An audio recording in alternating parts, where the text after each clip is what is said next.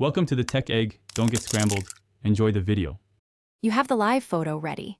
Now start by opening TikTok and tapping the plus sign to create a new post. Once the camera screen appears, choose Upload in the lower right so you can access photos. Locate the live photo in your library, then press it. TikTok shows a live label or converts on long press.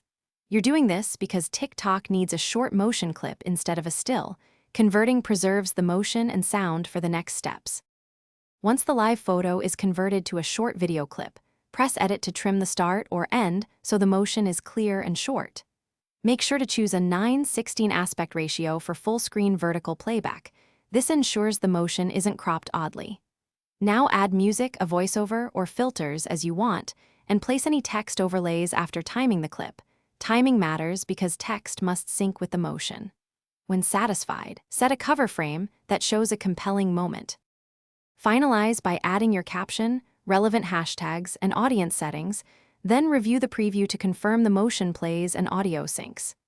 If you see a still image instead of motion, export the live photo as a video from the iPhone Photos share sheet and re-upload that file. This forces TikTok to accept the clip. If problems persist, update TikTok, restart the app, and test another live photo. These steps clear cache.